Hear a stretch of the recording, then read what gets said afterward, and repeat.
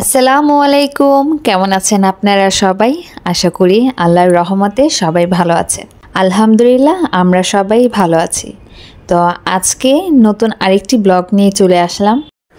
আর আজকে আমাদের শরীয়তপুরের শেষ দিন। তো রাতের বেলা আমরা যখন চলে এসেছিলাম বাজার থেকে, তো সন্ধ্যাবেলা ভাই আবার আমাদেরকে সবাইকে নাস্তা দিচ্ছিল। তো এইখানে আমরা এখন সবাই একসাথে বসে নাস্তা করছিলাম।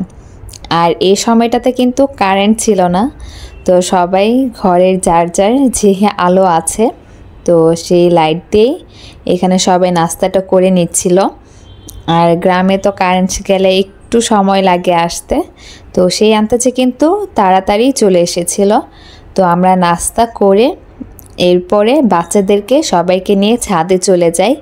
তো ছাদে কিন্তু বাতাস ছিল আর ঘরে একটু গরম লাগছিল, সেজন্য আমরা সবাই ছাদে চলে গিয়েছিলাম। তো আজকে প্ল্যান ছিল সবাই একসাথে মিলে ছাদের উপরে বারবিকিউ করবে।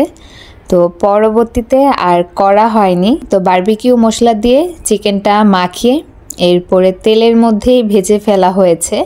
তো তেলে ভেজে আমরা খেয়েছি পরবর্তীতে। আর এইখানে ভাবি আবার এক চুলাতে চিকেনটা ভাজছিল, আরেক চুলাতে পরোটা ভাজছিল। তো পরবর্তীতে আমি আবার যে ভাবিকে একটু সাহায্য করে দিই, একা হাতে একটু সময় লাগছিল। আর এই দিকে আমরা সবাই গরম গরম ভেজে দিচ্ছিলাম আর ওই দিকে সবাই খেয়ে ফেলছে। তো গরম গরম খাওয়ার মজাই কিন্তু অন্যরকম। ঠান্ডা যে স্বাদ, গরম খেতে কিন্তু তার চেয়ে বেশি মজা লাগে, তাই না? তো এরপরে আমরা সবাই একসাথে খাবার দাবার শেষ করে এরপরে রাতে সবাই মিলে কিছুক্ষণ গল্প করলাম। তো পরদিন সকালবেলা একটু হাঁটতে বের হয়েছি। তো এই দোলনাটা আপনারা হয়তোবা আমার আগের ভিডিওতে দেখেছেন। তো এই দোলনা দেখে আয়েশা তো এখানে আসবেই, তো ওকে আবার সকালবেলা নিয়ে আসলাম এইখানে দোলনা খাওয়ার জন্য। তো দোলনা কিন্তু সবার কাছেই ভালো লাগে, ছোট হোক বা বড় হোক। তো আমার কাছেও কিন্তু অনেক ভালো লাগে দোলনায় বসতে। আর পাশে দেখছেন কাঁঠাল গাছে মাশাআল্লাহ দিলে কত নিচ থেকে কাঁঠাল ধরেছে। আর এইখানে এসে তো বাচ্চারা অনেক খুশি হয়েছে। তো কিছুক্ষণ এইখানে সময় কাটালাম বাচ্চাদের সাথে। আর এইখানে আমিও একটু বসে গেলাম আনায়াকে নিয়ে। তো আনায়া তো অনেক খুশি হয়েছে দোলনাতে বসে। আর আজকে আমরা চলে যাব। তো দুপুরবেলা আমরা খাওয়া দাওয়া শেষ করি এরপরে বের হয়ে গিয়েছি। তো আমরা রেডি সেডি হয়ে কিন্তু বের হয়ে গেছি। আর আনায়া এইখানে ছাগল দেখছে দাঁড়িয়ে দাঁড়িয়ে।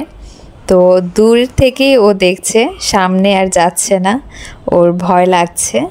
তো ওই ছাগলটার দিকে ও তাকিয়ে আছে। তো এক এক করে এখন সবাই বের হয়ে আসছে যাওয়ার জন্য। আর ওইদিকে কিন্তু ভ্যান চলে এসেছে। তো আমাদের কিন্তু এই বাসা থেকে গাড়ি অবধি ভ্যানে চড়েই যেতে হবে। তো এইখানে কিন্তু অটো রিকশা খুব কমই আসে বাসার কাছাকাছি এলাকায়। আর ভ্যানে করে যেতে একটু ভয়ও লাগছিল, আবার একটু অন্যরকম অনুভূতিও হচ্ছে। তো এই গ্রামে এসে ভ্যানের মধ্যে চড়ার অনুভূতিটাও একটু অনুভব করে নিলাম। তো দেখতে থাকুন আর অনুভব করতে থাকুন আপনারাও এই গ্রামের পরিবেশটা। আমার কাছে তো অনেক ভালো লাগে গ্রামে আসতে। আর এই গ্রামের পরিবেশ কিন্তু আমার কাছে প্রচণ্ড ভালো লাগে। তো হয়তোবা আমাদের কোনো গ্রামের বাড়ি নেই বা গ্রাম নেই, সেজন্য হতে পারে। তো যাদের দেশের বাড়ি আছে বা গ্রামে বাড়ি আছে তারা হয়তোবা বলতে পারবে যে তাদের কাছেও কি এই অনুভবটা কি হয় কি না। তো আমার কিন্তু গ্রামের প্রতি অন্যরকম একটা ভালোবাসা কাজ করে।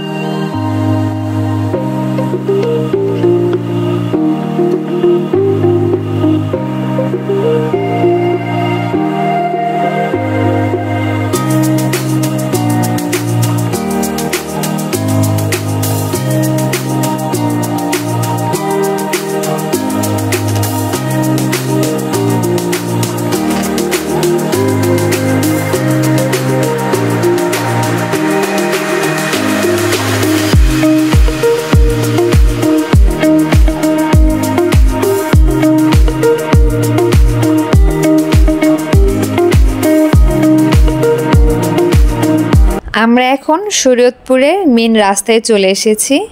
তো এইখান থেকেই আমরা বাসে উঠে যাব ঢাকা যাওয়ার উদ্দেশ্যে। এই রাস্তা দিয়েই কিন্তু বাসগুলো চলে যায় পদ্মার ব্রিজ দিয়ে। তো এইখান থেকে কিন্তু পদ্মার ব্রিজের এই টুলটা উঠে। আর এই রাস্তাটা কিন্তু অনেক সুন্দর করেছে, না আসলে বা না দেখলে কিন্তু বোঝা যায় না যে রাস্তাটা আসলেই কীরকম হয়েছে। আর এই পদ্মা সেতুটা কিন্তু অনেক সুন্দর লাগছে দেখতে। আর পরন্ত বিকেলবেলা তো আরও বেশি সুন্দর লেগেছে আমার কাছে। তো আপনারাও এই রাস্তাটা দেখতে থাকুন, আশা করি আপনাদের কাছেও অনেক ভালো লাগবে।